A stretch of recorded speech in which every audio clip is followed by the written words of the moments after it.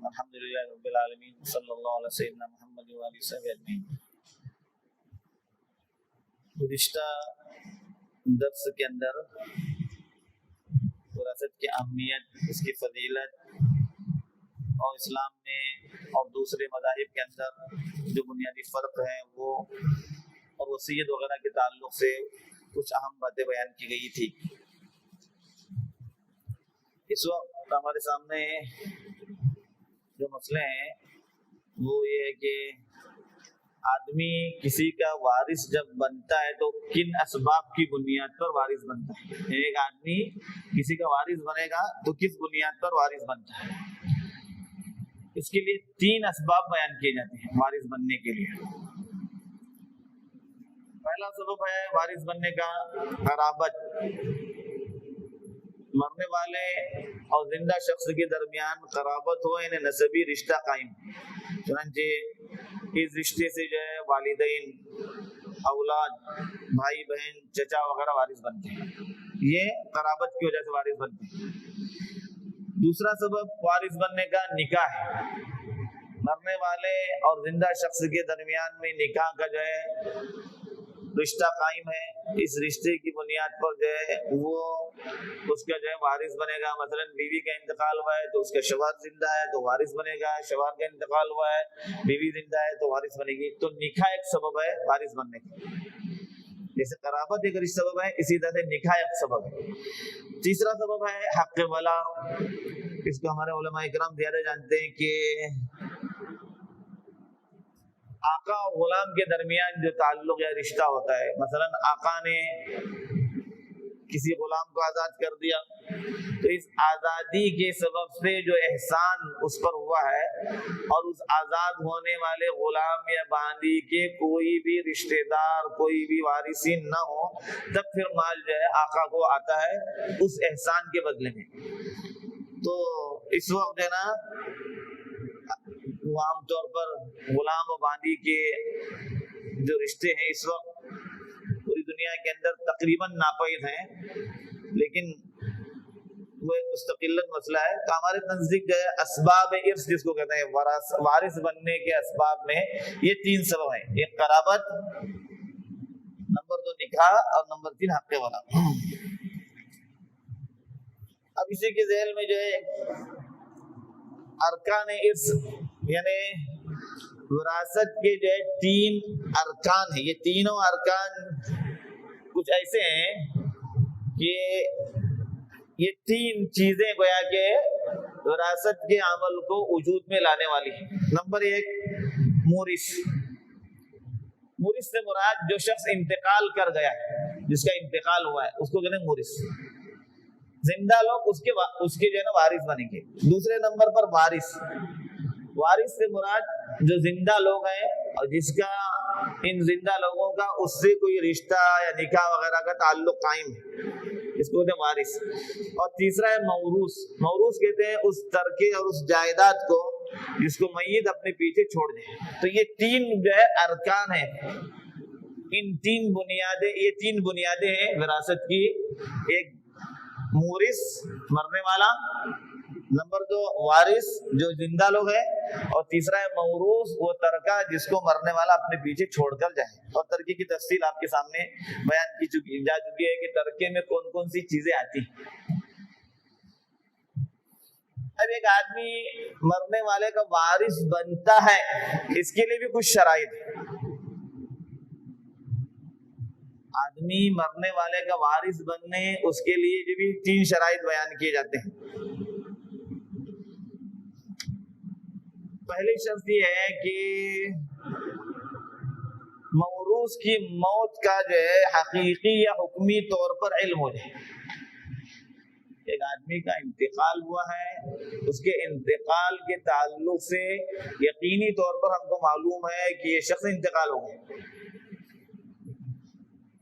یقینی طور پر معلوم نہیں، ایک آدمی کہیں چلا گیا تھا، وہ کہاں ہے، زندہ ہے، مر گیا ہے، معلوم نہیں ہے، اس وقت تک اس کی وراثت تقسیم نہیں کی جائے گی، الا ہے کہ اس کے متعلق فیصلہ ہو جائے کہ یہ آدمی انتقال کر چکا ہے۔ علاقے کے قاضی اس کے تعلق سے، اس کے ہم عمر لوگوں کے تعلق سے دیکھ کر کے فیصلہ کر دے اس کا انتقال ہوا ہے، تو اس کو کہتے ہیں حکمی طور پر اس کو مردہ قرار دینا۔ حقیقی طور پر انتقال ہو گیا ہے یا حکمی طور پر اس کا انتقال ہوا ہو، یہ پہلے ضروری ہے کہ آدمی انتقال ہوا ہے تبھی وارث بنیں گے، ورنہ کہاں وارث بنیں گے۔ دوسرا یہ مورث کی موت کے وقت وارث کے زندہ ہونے کا یقینی طور پر علم۔ کیا مطلب؟ ایک آدمی کا انتقال ہوا ہے، اس کے انتقال کے وقت یہ آدمی زندہ تھا، یہ معلوم ہونا چاہیے۔ جس آدمی کو ہم وارث بنا رہے ہیں اگر یہ پہلے ہی انتقال کر گیا تھا اپنے مورث سے پہلے، پھر یہ وارث نہیں بنے گا۔ تو جو زندہ ورثہ ہے وہی اس کے جو ہے کہ گویا کہ وارث بنے گی۔ ورثہ میں کوئی بیٹا یا کوئی بیوی یا کوئی پہلے انتقال کر چکے ہیں تو پہلے انتقال کرنے والے اس کے وارث نہیں بنیں گے۔ وارث بننے کے لیے شرط یہ ہے کہ آدمی اس کے زندہ ہونے کا یقینی طور پر ہم کو علم۔ کبھی ایسا ہوتا ہے اللہ نہ کرے کوئی حادثہ ہو جاتا ہے، ایک حادثے کے اندر گھر کے بہت سے لوگ انتقال کر جاتے ہیں۔ اب اس میں کون پہلے انتقال ہوا ہے کون بعد میں انتقال ہوا ہے کسی کو معلوم نہیں ہوتا ہے، عموماً معلوم نہیں ہوتا ہے۔ حادثے کے بعد لوگ اس جگہ پر پہنچتے ہیں، اللہ نہ کرے کسی جگہ پر آگ لگ گئی اور اس آگ کے اندر سب لوگ انتقال کر گئے۔ اب وہ آپس میں ایک دوسرے کے وارث تھے، باپ بھی تھا، ماں بھی تھی، یا بیوی بھی تھی، یا پھر اس طرح سے بیٹے بھی تھے، کون اس میں سے ایک کس کو وارث بنایا ہم کو علم نہیں ہے۔ جب تک یہ معلوم نہ ہوا ہے کہ کون پہلے مرا تھا اور کون بعد میں مرا، اس وقت تک ہم ایک دوسرے کا وارث نہیں بنائیں گے۔ ان کو یہ قرار دیا جائے کہ سب ایک ساتھ انتقال کر دیں اگر علم نہ ہو۔ جہاں علم ہو جائے کہ حادثے میں ایک آدمی جو ہے فوری انتقال کر گیا اور ایک آدمی بالکل جب ہم اس کے پاس گئے تو ابھی اس کے اندر جان تھی، اس کو اسپتال لے گئے، تو یہ شخص مرنے والے کا وارث بنے گا، چاہے یہ باپ ہو، چاہے بیٹا ہو، چاہے بیوی ہو، چاہے کوئی ہو۔ تو جو آدمی انتقال کر گیا ہے اس کے وارثین میں جو لوگ ہیں وہ ان کا زندہ ہونا یقینی طور پر معلوم ہونا چاہیے۔ اب اسی کے ذیل میں جو ہے آتا ہے کہ حمل ہے، شوہر کا انتقال ہوا، مثال کے طور پر بیوی حاملہ تھی، اب اس بچے کو وارث مانا جائے گا۔ اب حمل میں کتنے بچے ہیں، حمل میں مرد ہے عورت ہے، یہ کچھ بھی علم نہیں، تو اس کے لیے الگ سے اس کا جو حساب لگانے کے مختلف طریقے ہیں اس کو تو الگ سمجھایا جائے گا، ورنہ عام طور پر حکم یہ ہے کہ جب تک جو ولادت نہ ہو اس وقت تک انتظار کیا جائے، یا یقینی طور پر جن لوگوں کو وراثت حمل کے باہر آنے کی صورت میں جتنی یقینی ملنی تھی اتنی یقینی دیں گے، بقیہ چیز جو ہے باقی رکھیں گے۔ مثلا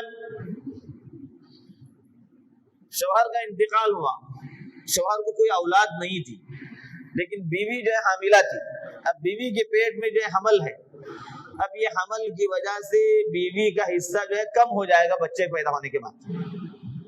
اگر بچہ نہ ہوتا تو بیوی کو زیادہ حصہ ملتا، اگر بچہ پیدا ہو گیا تو بیوی کو جو ہے حصہ کم ملے گا۔ اسی طرح سے یہ بچہ مرد اور عورت کے اعتبار سے بھی فرق پڑتا ہے، عورت ہونے کی صورت میں دوسرے ورثہ کے حقوق جو ہے کچھ زیادہ ہوں گے، مرد ہونے کی صورت میں جو ہے دوسرے ورثہ کے حقوق کم ہو جائیں گے، یا پھر جو ہے نا وہ کیا کہتے ہیں اس کو وراثت سے محروم کرنے کی اس کے اندر طاقت ہوگی، بیٹا اگر ہوگا تو۔ ایک سے زائد بچے ہوں گے مثال کے طور پر، تو ایک سے زائد ہونے کی صورت میں ماں کے حصے پر بھی بھائیوں کے حصے میں فرق آتا ہے۔ یہ تمام چیزیں حمل کے پیدا ہونے پر موقوف ہے، حمل کے باہر آنے پر موقوف ہے، اس لیے جو یقینی حصہ ہو سکتا ہے اس کی تقسیم کا الگ سے طریقہ ہے، اس کو آخر میں انشاءاللہ دیکھیں گے۔ تو یہ دو چیزیں، ایک موروث مرنے والے کا حقیقی طور پر مرنا ہم کو معلوم ہے یا حکمی طور پر معلوم ہو گیا کہ آدمی انتقال کر گیا ہے، تب زندہ لوگوں کو اس کا وارث بنائیں گے، اور جو لوگ مرنے والے کی زندگی کے وقت زندہ تھے وہی لوگ وارث بنیں گے، بقیہ لوگ وارث نہیں بنیں گے، پہلے انتقال کرنے والے تھے۔ تیسری شرط جو ہے یہ جہاد ارث بولتے ہیں اس کو، یعنی کس سبب سے اس کا وارث بنا ہے۔ مثلا یہ اس کی بیوی تھی اس لیے وارث بن گئی, یہ اس کا شوہر تھا یہ اس کے لیے وارث بن گئی. یہ ہونا ضروری ہے. جہت معلوم ہونی چاہیے کہ آپ اس کا کیا رشتہ بنتے ہیں. یہاں پر میں رک کر آپ کے سامنے ایک بات بیان کرنا ضروری سمجھتا ہوں. جب بھی آپ وراثت کی تقسیم کے عمل کو انجام دیں گے, لوگ آ کر عام طور پر مسئلہ پوچھتے ہیں کہ 2 بھائی ہیں, 2 بہنیں ہیں, ماں ہے, باپ ہے, ایسے پوچھتے ہیں. حالانکہ وہ بھائی آپس میں بھائی ہوتے ہیں, مرنے والے کی اولاد ہوتی ہے, مرنے والے کی وہ اولاد ہوتی ہے. اس آدمی سے پوچھنا چاہیے یہ جو بھائی آپ بتا رہے ہیں یہ کس کی اولاد ہے؟ وہ بتائیں گے فلاں محمد نام آدمی کا انتقال ہوا تھا, یہ اس کے بیٹے ہیں. تو جب تک ہم کو جہت معلوم نہیں ہوگی کہ اس کا بیٹا ہے یا اس کا بھائی ہے, اس کی بیوی ہے, اس کی بہن ہے, کیا ہے, اس وقت تک ہم اس کو وراثت تقسیم نہیں کر سکتے. عام طور پر آدمی جب پوچھنے پر بھائی کہتا ہے تو بھائی کے اعتبار سے تقسیم کرتا ہے. بھائی کا حصہ الگ ہوتا ہے, بیٹے کا حصہ الگ ہوتا ہے, بیٹی کا حصہ الگ ہوتا ہے. تو بھائی بہن کو جو حصہ ملتا ہے وہ بیٹے بیٹیوں کو نہیں ملتا ہے, بیٹے بیٹیوں کو زیادہ ملتا ہے. تو اس لیے معلوم ہونا چاہیے کہ کس جہت سے یہ اس کا وارث بنا ہے. اس لیے ہمیشہ مرنے والے اور زندہ کے درمیان رشتہ دیکھا جائے گا. زندہ کے آپس میں رشتہ نہیں دیکھا جائے گا. زندہ آپس میں بھائی ہو سکتے ہیں, آپس میں بھائی بہن ہو سکتے ہیں, لیکن یہ مرنے والے کے لیے کیا ہے, یہ دیکھنے کی ضرورت ہے. یہ شخص جو زندہ شخص ہے, یہ مرنے والے کا کیا رشتہ ہے؟ بیٹا تھا مثال کے طور پر, یہ مرنے والے کی بیٹی ہے, یہ مرنے والے کی بیوی ہے.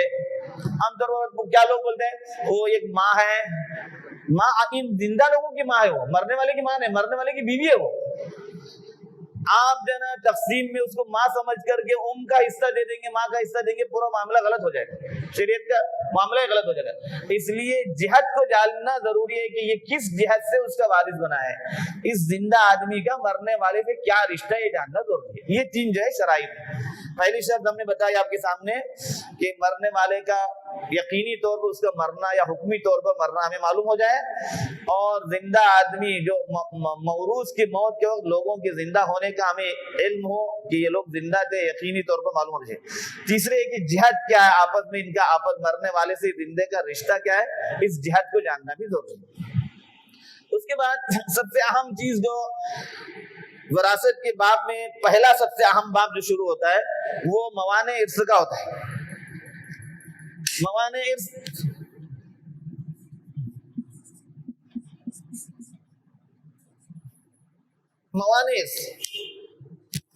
معنی کا مطلب روکنے والا, معنی کی جمع ہے موانع. کون سی چیز آدمی کو وراثت سے وارث بننے سے روکتی ہے؟ ایک آدمی اس کا بیٹا ہے لیکن بیٹا ہونے کے باوجود وارث نہیں بنے گا. مرنے والے کا بیٹا ہے اس کے باوجود وارث نہیں بنے گا. مرنے والے کا باپ ہے, مرنے والے کی بیٹی ہے, مرنے والے کی بیوی ہے, اس کے باوجود وارث نہیں بنے گی. کیوں ہے؟ وہ 3 اسباب ہیں. اگر 3 اسباب میں سے ایک سبب بھی اگر پایا جائے تو مرنے والے کے وارث نہیں بنیں گے. سب سے پہلی چیز ہے رق.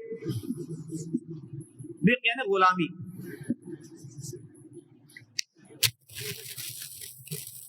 آدمی کا انتقال ہوا, یہ زندہ شخص کسی کا غلام ہے, ابھی بھی کسی کی غلامی میں,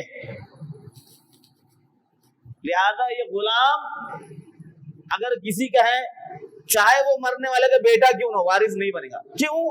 اگر اس کو ہم وراثت دیں گے تو یہ پیسہ پورا جائے گا اس کے آقا کو. اس لیے شریعت نے دوسروں کے پاس پیسہ جانے سے روکنے کے لیے اللہ کے نبی صلی اللہ علیہ وسلم نے فرمایا کہ یہ وارث نہیں بن گے. خیر یہ تو مسئلہ اس وقت دنیا کے اندر تقریباً ناپا ہی رہا. دوسرے نمبر پر جو چیز معنی بننے والی ہے وہ ہے قتل.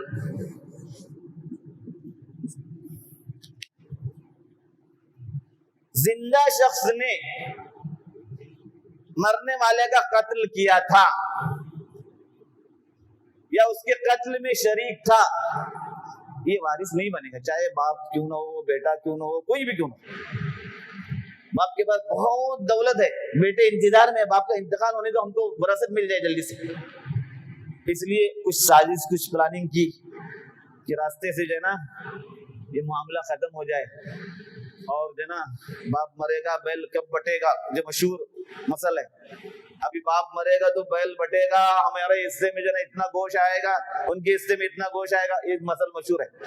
تو کہتے ہیں کہ زندہ آدمی اگر مرنے والے کے قتل میں شریک ہوا تھا تو یہ قاتل ہے, قاتل وارث نہیں بنے گا. قتل یا قاتل دو بھی نہیں, قاتل اس لیے کہ مرنے والے کو اس نے قتل کیا تھا.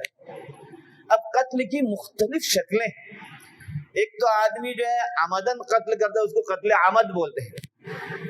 ایسی دھاری دار چیز سے قتل کیا جس سے عام طور پر آدمی کا قتل ہو جاتا ہے. بندوق کی گولی سے مار دیا, چھری سے جو ہے مار دیا, تلوار سے مار دیا. عام طور پر یہ قتل کرنے کے آلے ہیں, قتل کرنے کے جو ہے آلے ہیں. ان آلوں کے ذریعے قتل کیا تو قتل عمد کہتے ہیں اس کو.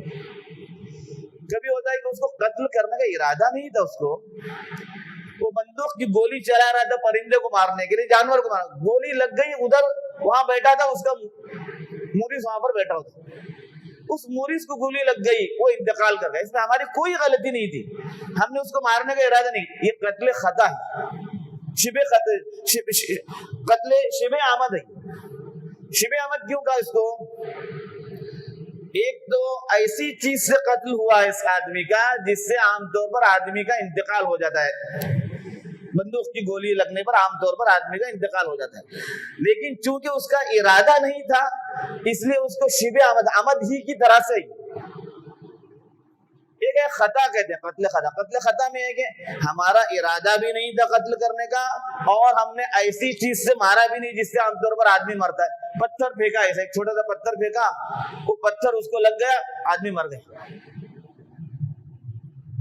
یہ اس سلسلے میں شریعت کے یہاں بڑی تفصیل ہے, علماء کے یہاں بھی جو اس میں اختلافات ہیں. امام ابو حنیفہ رحمۃ اللہ علیہ کے نزدیک کہ اس میں یہ کہ جو جس قتل پر آدمی کو دیت واجب ہو جاتی ہے ان کے یہاں, وہ دیت واجب ہونے والی جتنی بھی شکلیں ہیں اس شکل پر وہ کہتے ہیں کہ جس قتل پر قصاص اور دیت واجب ہوتی ہے, قصاص اور دیت جس قتل پر واجب ہوتی ہے, امام ابو حنیفہ رحمۃ اللہ علیہ کے نزدیک ایسا قاتل وارث نہیں بنے گا.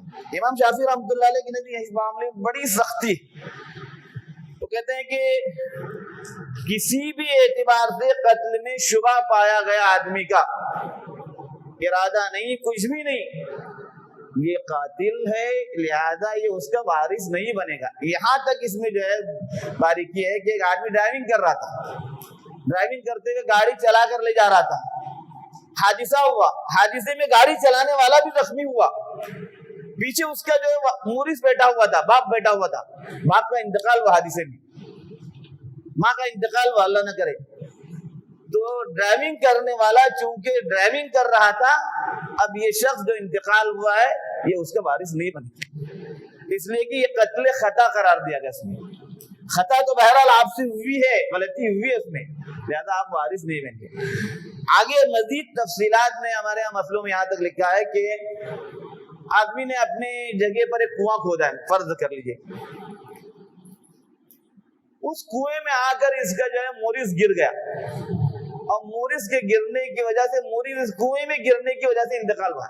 اس میں کنواں کھودنے والا یا زمین کا مالک, اس کا کوئی دور دور تک شبہ بھی نہیں ہے کہ اس نے اس کے قتل کرنے کی کوشش کی, لیکن چونکہ تمہاری زمین میں تھا, تم نے کنواں بنوایا تھا, اور تمہاری کنویں کے اندر وہ آ کے گرا ہے, کچھ شبہ پایا جا رہا ہے, اس لیے شافعیہ کا مسئلہ یہاں تک ہے کہ یہ بھی اس کا وارث نہیں بنے.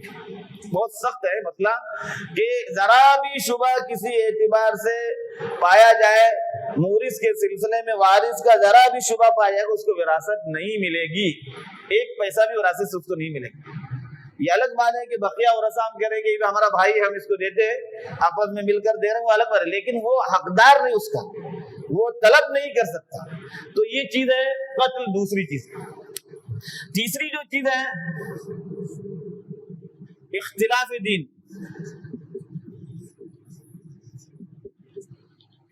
اختلاف دین, مرنے والے کا اور زندہ آدمی کا دین الگ ہے. وہ الگ مذہب کا آدمی ہے, یہ الگ مذہب کا آدمی ہے. مثال کے طور پر ایک آدمی مسلمان ہو کر اسلام میں داخل ہو گیا کلمہ پڑھ کر کے, اس کے باپ ابھی جو ہے غیر مسلم ہے, باپ کا انتقال ہوا, اس کے پاس بڑی جائیداد ہے.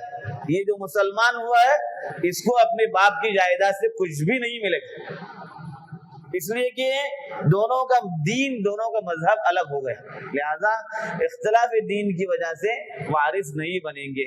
اللہ نے تم کو اتنی بڑی دولت دی ایمان کی، اس سے بڑی دولت کیا ہو سکتی؟ ان پیسوں کی کیا حیثیت ہے؟ ایمان کے سامنے ان کے پیسوں کی کوئی حیثیت نہیں۔ لہذا جتنا بھی ہو، وہ اگر دے رہے ہیں، ہمارا بھائی ہے، اسلام لایا ہے، ہم ان کو دے رہے ہیں خوشی سے، وہ الگ بات ہے، لیکن یہ اپنی وراثت کے طور پر ان سے طلب نہیں کر سکتا اختلاف دین کی بنیاد پر۔ یہ تین بنیادی چیزیں ہیں کہ ان تین چیزوں میں سے کوئی بھی ایک سبب زندہ آدمی کے اندر پایا گیا تو یہ زندہ آدمی مرنے والے کا وارث نہیں بنے گا۔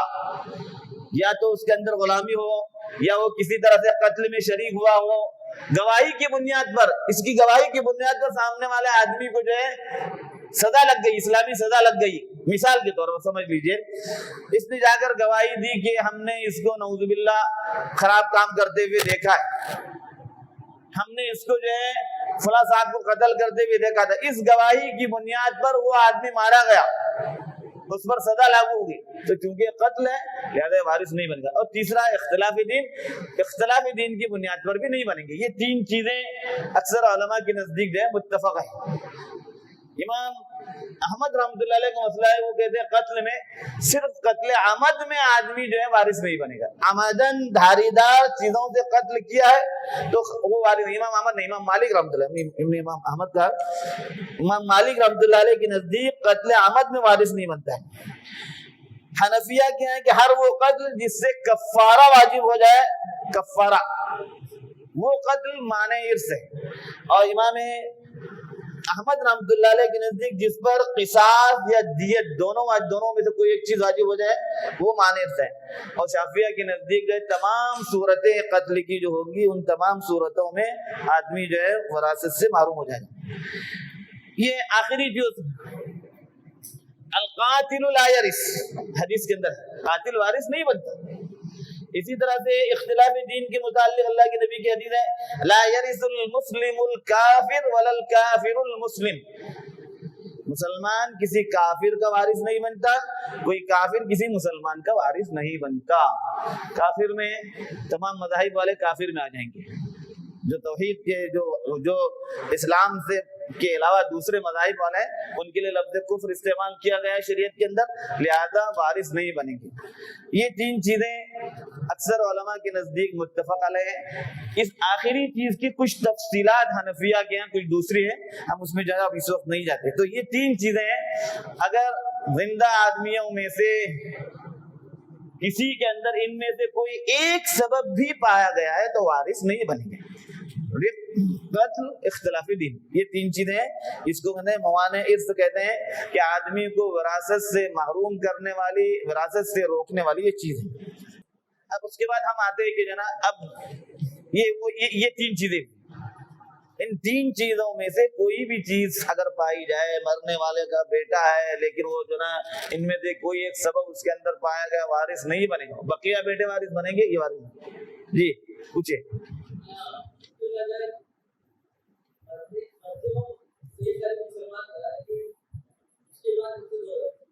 مرتے وقت نہیں، مرتد ہو گیا تو وارث نہیں بنے گا، وارث دی جائے گی اس کے۔ یہی تو مطلب امام ابو حنیفہ کی تفصیل جو امام ابو حنیفہ کے ہیں وہ یہ ہے کہ سوال وہ یہ کرنا چاہ رہے ہیں کہ ایک آدمی مرتے وقت جو ہے نا وہ کہہ رہے ہیں کہ وہ مسلمان تھا، اب اس کے بعد جو ہے وہ مرتد ہو گئے، تقسیم وراثت سے پہلے وہ مرتد ہو گئے، یہ پوچھنا چاہ رہے ہیں آپ۔ تو اصلاً تو وارث بنا تھا لیکن چونکہ اب وہ ارتداد ہو گیا اس لیے امام ابو حنیفہ رحمۃ اللہ کہتے ہیں کہ وارث نہیں بنے، اس کے اندر ارتداد پائے گا، اس کے اندر اب جائے گا تو باہر چلا جائے گا نا، غیر پیسہ چلا جائے گا۔